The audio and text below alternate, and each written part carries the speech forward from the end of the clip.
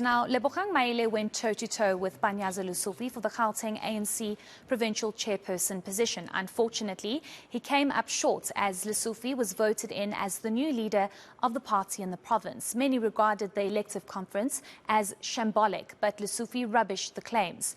Maile joins us now to discuss the outcomes of the conference and the way forward for him. Thank you so much for your time, Mr. Maile. We do appreciate it. I think let's just start off firstly with whether or not you're disappointed that you weren't elected as the ANC chairperson in Gauteng. Thank you very much for having us, and good morning. Good afternoon to the viewers and yourself in the studio. We are happy that the conference has elected the leadership which represents diverse views and perspectives. So we are confident that they will be able to take us forward and help to build the organization. We have committed to supporting them, and we embrace them. We have said no one should denounce their election in our name. We support the outcome of the conference. We believe it reflects the wishes of the delegates who are there, and it must be respected. I'm going to ask again, are you disappointed that you weren't elected as the chairperson? Well, we did not join the ANC for positions. We joined the ANC because we believe in its policies and principles, its objectives, and we want to make a difference. So whether we are elected or not, it's not a big issue for us.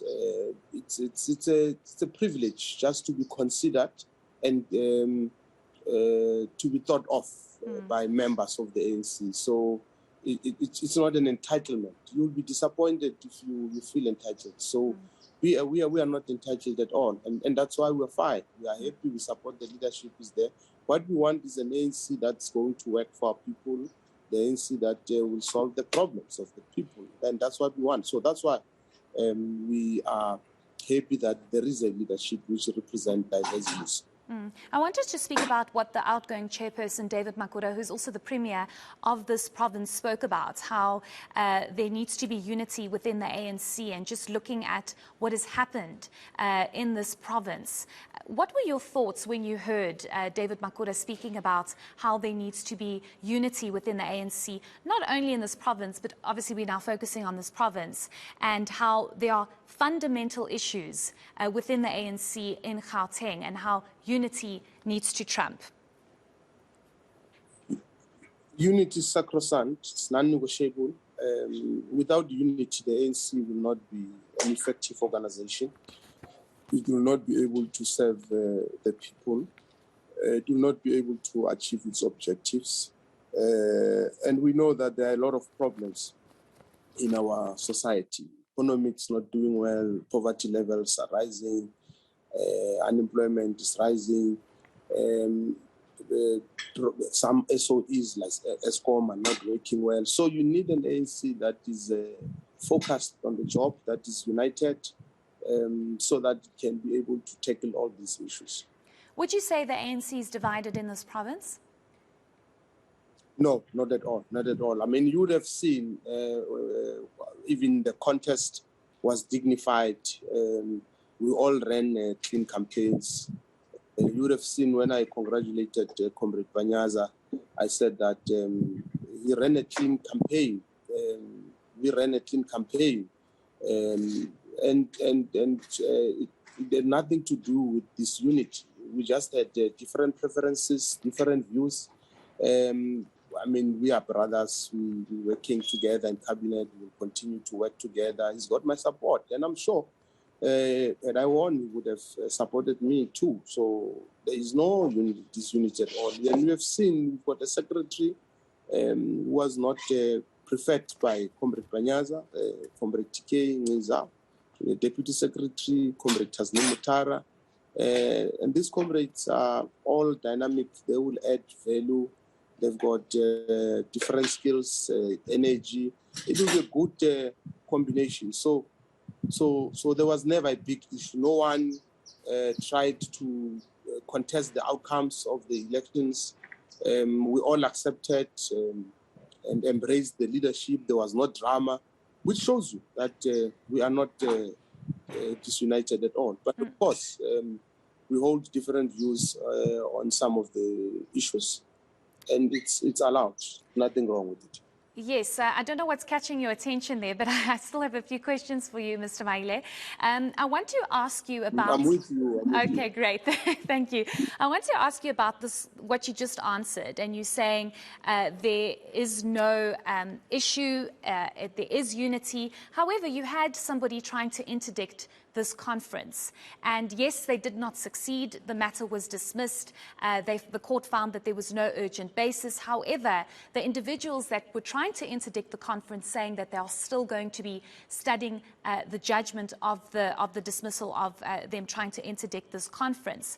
Do you not think that sends a different kind of message to say there is dissatisfaction within ANC Gauteng because somebody went as far as trying to interdict the conference from taking place? Well, I don't even know that person. At least he was not doing it in our name. And I think he will not continue because I'm sure he's partly satisfied with the outcome. And this is a person who did not have a mandate, not even from his branch, because a branch is constituted at least by 100 members, and to correct it needs about 50% plus one. So I wonder where does he get the mandate. But, you know, a big organization like ours, it's not homogeneous. You'll always have people holding different views on a whole range of matters. And if somebody is not happy with internal process, I mean, they're entitled to go to court. Our constitution is subordinate to the constitution of the republic. The ANC have fought for democracy, transparency, accountability, and freedom. So we can't frown upon people taking us to court. It's unlike someone being destructive and disruptive. If people express their views and they're not happy with the outcomes and they subject us to the courts of the land, I don't think there should be anything wrong. You speak... Let me interject there. You speak of different views, and you spoke about different views between yourself and Panyaza Lesufi. What are these different views? And do you not think that the different views are going to, at the end of the day, impact the work that you do on the ground, given the state that Gauteng is in at the moment? Well, we held a different view on the leadership question. I thought, having been nominated, I'll contest, and he contested. I had a different person to be deputy chair, secretary, but we are in the same organization. We share the same principles. We believe in the national democratic revolution, its outcomes. We might differ on minor issues, which might be tactical, and there's nothing wrong. So it's not like we are fighting, and we will hold a different view with people from other political parties on many matters. But with comrades that we share trenches with in the ANC, that's why we have meetings to discuss, persuade each other, learn from each other, educate each other. So it's not like we are two poles apart. No, we're working together. And that's why I can't be disappointed with the fact that a comrade of mine is elected, as it has happened in this case, because I know he loves the ANC. We all love the ANC. We all love the people of South Africa. We all want to work for them, and we will continue to work hard to serve the people. I want us to move over, and you can perhaps put a different hat on, being an MEC in this province, and the massive challenge we have with rolling blackouts. We are the economic hub of this country, and it just seems as though load shedding is here to stay. Perhaps your views on what should be done and how serious this crisis is, and do you think the current leadership and management, whether it's at the Department of Public Enterprises or at Eskom, are actually dealing with this matter? Because this is impacting our economy. It's impacting absolutely everything. We are literally sitting in darkness. Yeah, the incompetence of ESCOM is it's scary, very disappointing. And I think that the leadership of the country is not acting decisive enough to get to the bottom of the problem. I think we are very understanding, and we're treating ESCOM with kids' gloves. I think the heads must roll.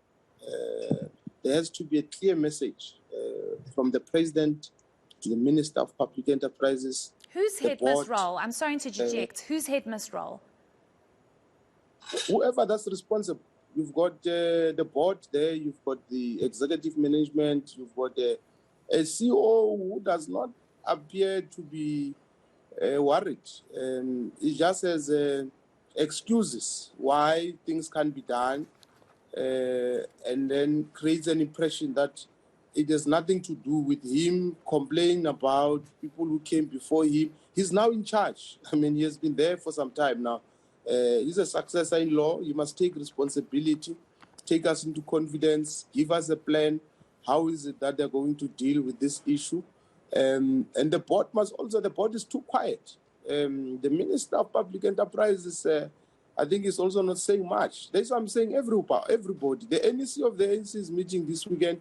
They must come out guns blazing and be clear and be decisive on what must happen. The ANC is governing the country.